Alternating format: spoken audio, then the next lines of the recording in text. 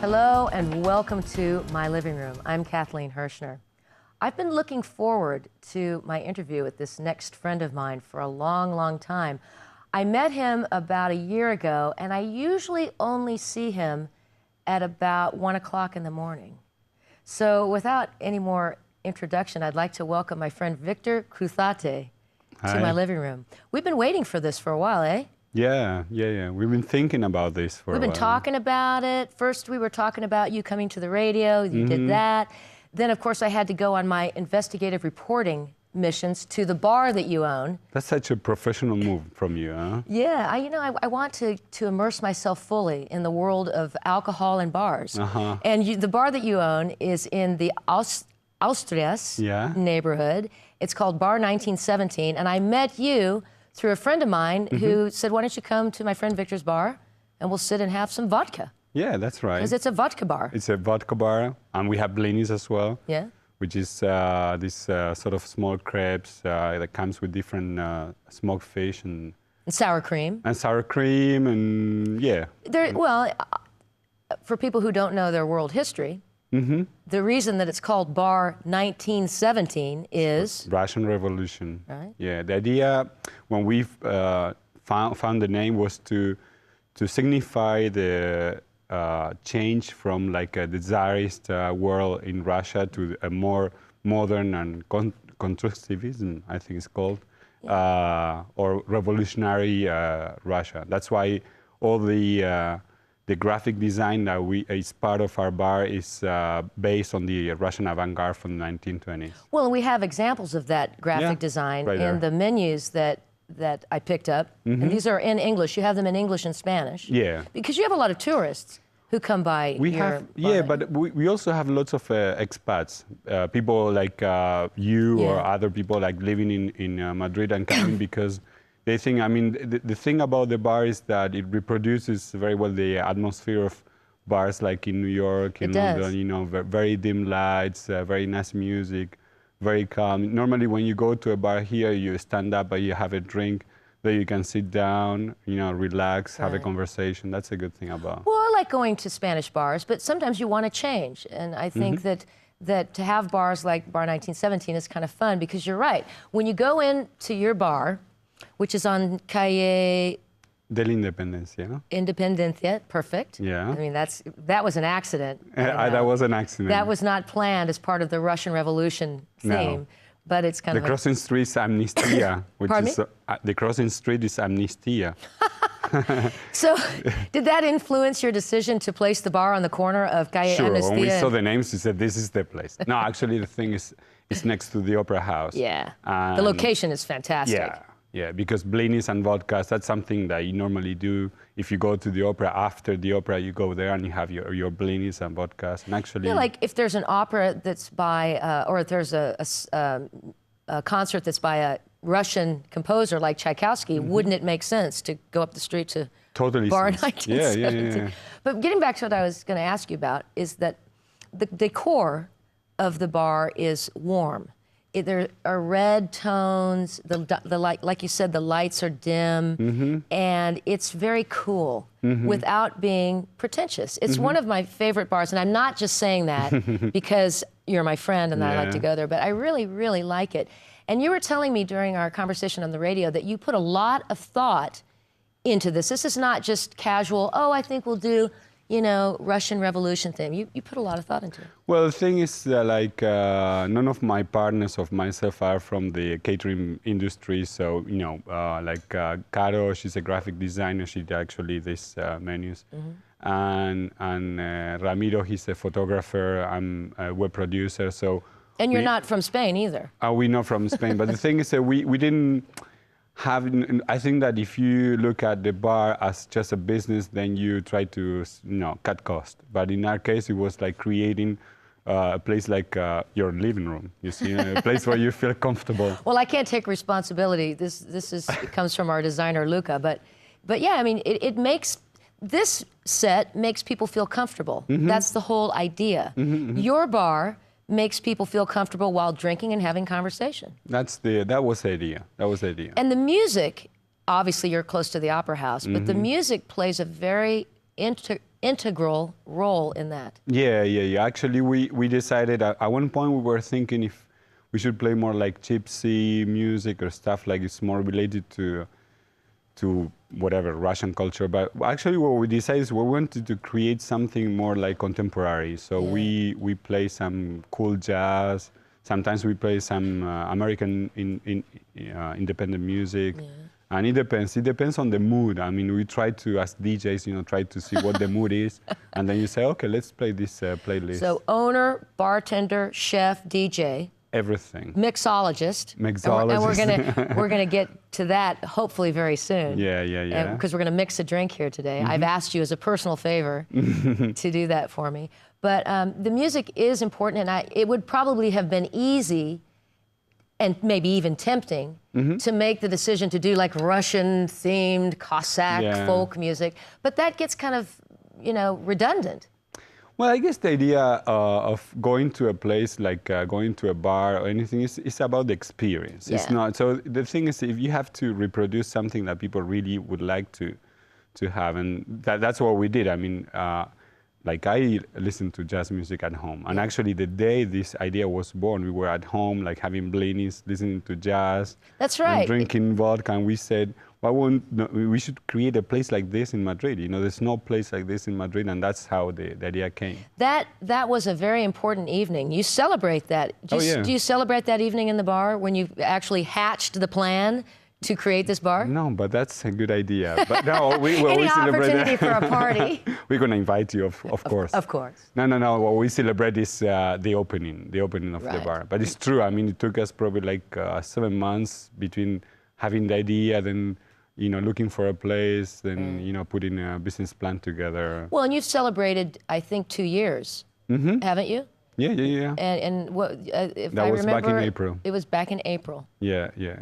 So you were sitting around with your two partners. Yeah. And you said, hey, what do we do now? We want to change our careers. We have a little bit of money saved. Yeah. And I know, let's open a bar. Actually, we didn't think about the money. We just said we need to create this space, and we keep working on our professions.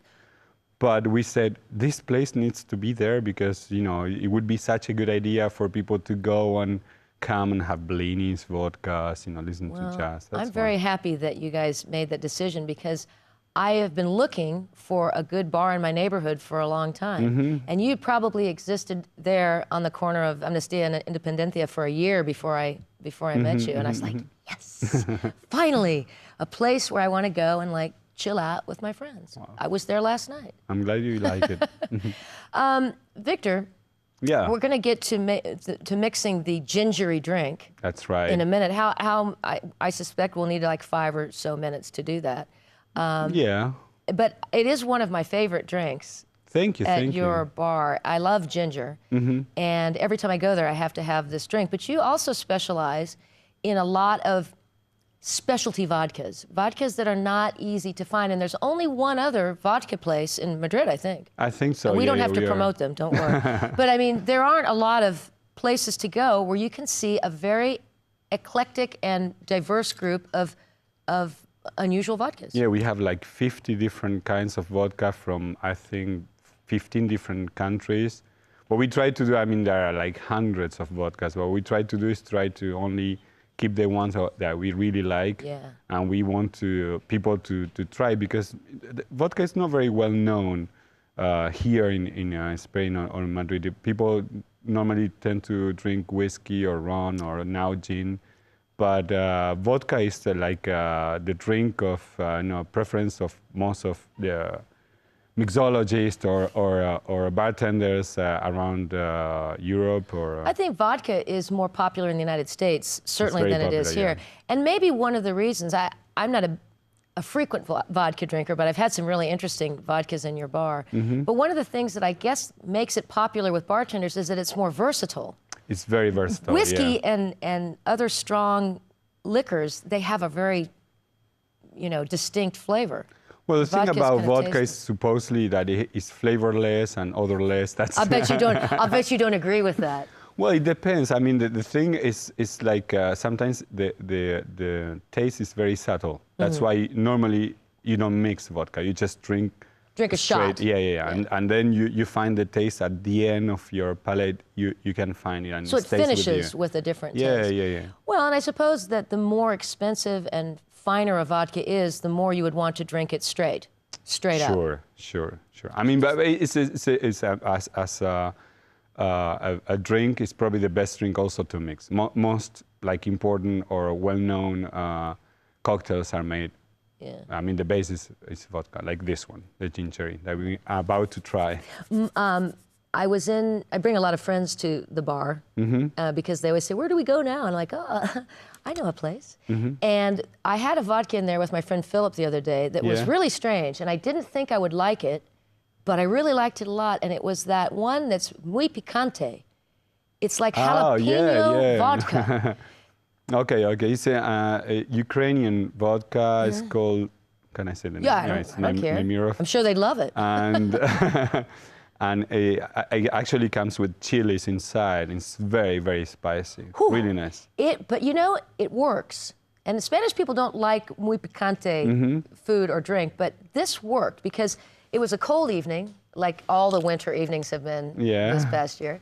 And I was there with Philip, and he ordered this because he knew about it. And I was like, well, I don't know. And he said, no, it's really cold in temperature. Yeah. And you just kind of knock it back. Then it warms up here. Oh, it was like having an electric blanket on. I was sitting there going, man, this is...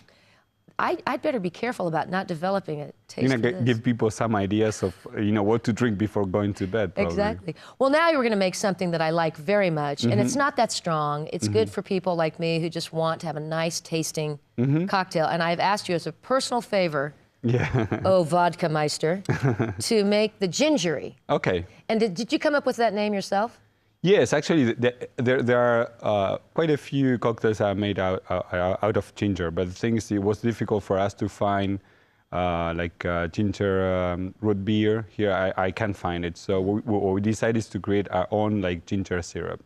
So we have our own ginger syrup, which is the base of the drink. And we have it over there in like a little mustard container. But I'm just gonna put this and wherever you want. I think that's what makes this drink so delectable, is that you make your own ginger base fresh from fresh ginger, and it makes a big difference in the flavor. Because it would probably be easy to use like a ginger syrup with like Torani. No. This is like freshly made every week. I mean, this is a good thing about this drink is that if you want to drink it, you have to come to my bar. Or you have to try to copy you have a recipe. You have what we would call a signature drink, one that can't be replicated in one's home. Well, actually, it's not that difficult to make that syrup. Well, I'm not going to ask you to divulge the recipe. State secret. You come to my bar and it's from State Secret. There's the Soviet Union. Okay, so this is very simple. First, we need to add the ice to cool down the vodka. Does vodka always need to be consumed chilled? Is it ideal to consume it when it's a certain temperature? Yeah, normally we have all of our vodkas at minus 20 centigrades, and this is more or less the temperature. It needs to be really, so 20 degrees Celsius below zero? Yeah, below zero. Minus 20? Minus 20, okay. I don't know what that is in Fahrenheit, but... Victor, you're from Buenos Aires, aren't you? I am, yeah. Ooh, very difficult to pick up the Do you need an assistant, sir? Please, ice assistant. No, that's fine. So, once we have the ice, we just gonna cut this lime in two because we're gonna have two gingeries, one for you, one for you, and one pour moi. We're gonna just cut the slice for decoration purposes later on. Aren't limes beautiful? I think limes are one of the most beautiful citrus fruit. Yeah, I really like sometimes, so when I have nothing to do, smell it. Limes and kiwi. Kiwis are beautiful. It's like aromatherapy. Do you sell a lot of the blinis, a lot of the food that your chef makes? It's unusual. I don't know that there's any other place in Madrid where you can get blinis. There are quite a few, but blinis are like our specialty, so I think we're quite good at doing them. Do you have caviar as well? We do.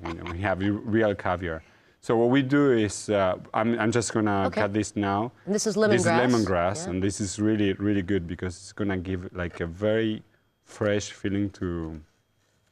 You know what I like to do when I have this drink at your bar? I like to chew on the lemongrass like a straw. Mm-hmm. It has such a unusual and distinct taste. Yeah, yeah.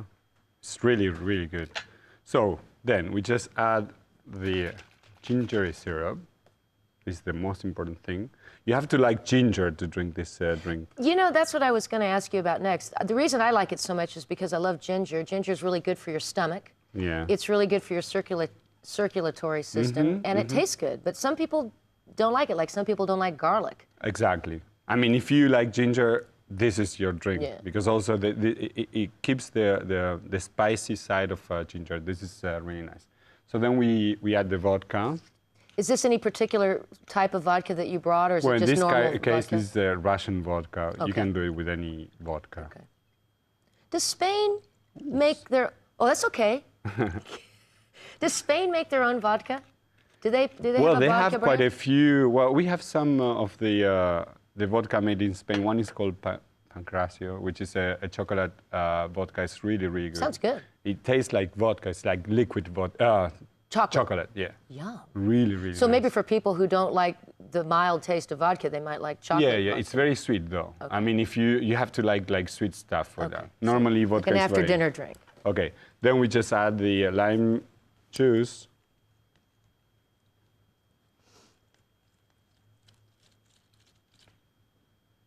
And so you have like a half a lime in each drink. Yeah.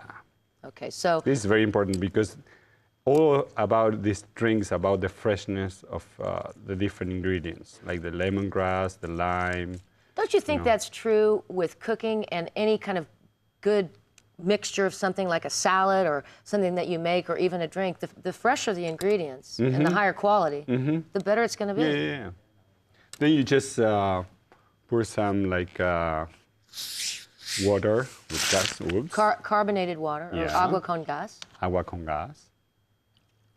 We fill it up. won't tell the viewers what time we're doing this during the day. I will just say that it's not after 6 p.m. I don't know what's legal. Yeah, no, it's not exactly cocktail hour, but hey. And then at the end, I'm gonna try to do this properly. Presentation is important. It's very important. You drink with your eyes, I suppose, like you eat with your eyes. You just put this. Oh, it's the so idea cute. is that you can actually just move it around.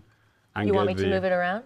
Well, Can if I? you want to. Okay. Well, I'll hold This it. is for you. I'll wait for you because I'm going to have good manners. And then today. I'm just gonna add this one this way. Isn't that a nice sound?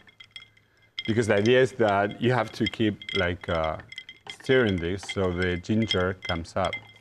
So you have to release the aroma. I think the crew is watching us thinking, hey, don't drink all of that. And the other thing is like it needs to be fizzy, so you know the lime and the ginger comes up all the time. So the carbonation helps Exactly. bring it to the nose. Did you have to go to school to learn how to do this, or did you just practice at home? No, I just do it at home. Yeah, yeah. So Okay. Cheers. cheers. Thank Salud. you. Thank you, my friend. Oh. Well, I'll let you try to describe that flavor to the This. viewers. Oh, hello, Well, I darling. guess- Thank you so much for the drink. I guess the thing is, you know, if you like ginger, which is the most important Which we've thing. established, I do. The mix. We tried different things before actually creating this drink. We tried with mint, for example. We tried with lemon, and the thing is, the mix of lime and ginger is so fresh, and the last tip of the lemongrass is so fresh that the thing is, you don't feel like you're drinking a cocktail.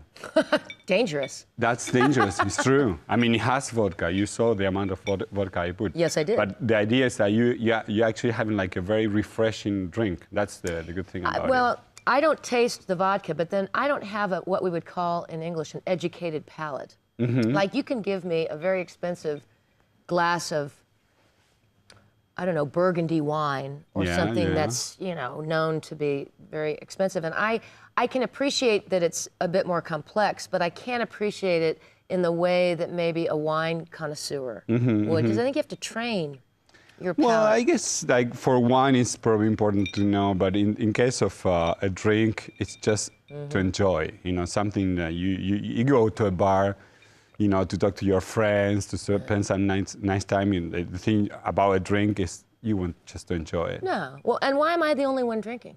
Oh, sorry. No, I'm teasing. You probably have to go work tonight, don't you? Not tonight. Not tonight? No, that's a good thing. Tell me that story again. I know you've told me once, so I've heard it, but I like hearing it again. Yeah. About the woman who stopped by your bar one day. Oh, okay, yeah. One night we were there. It was right after we opened, probably like, I don't know, 3 or 4 months after we opened. And we had at the table, like there were like 4 people having dinner, and they were like nice, and you know. And at one point, one of the women there asked me to come because she wanted to talk to me. She said, "Can I talk to one of the owners?" And I said, "Yeah, I'm here." And she actually told us that she was born in that place, because that place used to be, well, when we took that place, Yeah, it kills it me. was a sort of violin maker shop. But before that, for almost 20 years or something like that, it was Ultramarinos, you know, it's So seafood. like a grocery shop, and they had seafood and stuff. And apparently, that shop was owned by her family. And she told me, like, her mom and herself, they were born there. She actually pointed to the place where she was born. I think that is so wild, meaning bizarre, that you could go to the place where you actually entered the world. Exactly. Like the hospital that I was born in Michigan, it has probably been torn down. It probably doesn't exist anymore. Yeah. Because that was like 75 years ago. And so, it's a joke.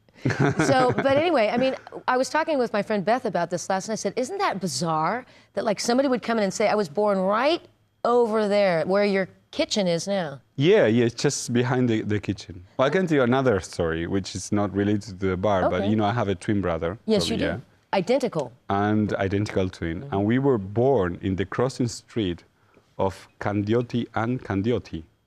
There are 2 different Candiotis are made part of some, I don't know what kind of history or whatever. That's so interesting. 2 identical twins born on. Yeah. And I actually passed by like, I don't know, 5 months ago, and the place where we were born is not a hospital anymore. No. Unfortunately, yeah. But was this in Buenos Aires? Yeah, it's a vodka bar. No. Okay, now I'm starting to think that you're pulling my leg. Yeah, No, oh. that's the effect of gingery, you see. It's truth serum. Or maybe the reverse of truth serum. Well, didn't that confuse the mail service if you had a street Condiotti? And Candioti, And the I other- think it's like they have like a first name like Hector Candioti and then Manuel Candioti, I don't know. Something Well, I like remember we talked about the experience of having an identical sibling, whether That's a brother or sister, true. and I found that to be very fascinating. And I asked you a lot of those typical questions that you've probably answered a million times. What was it like? Do you think like each other? Do you have a special connection?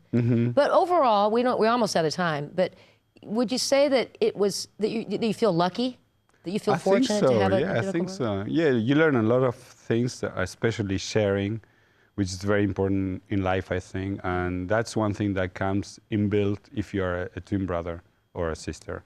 I envy you.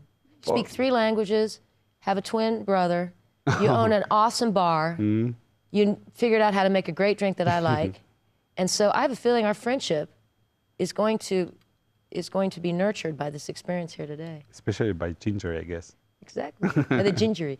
Victor Cruzate, thank you so much Thank you coming, for having me here. coming to the studio today. It's always great to see you.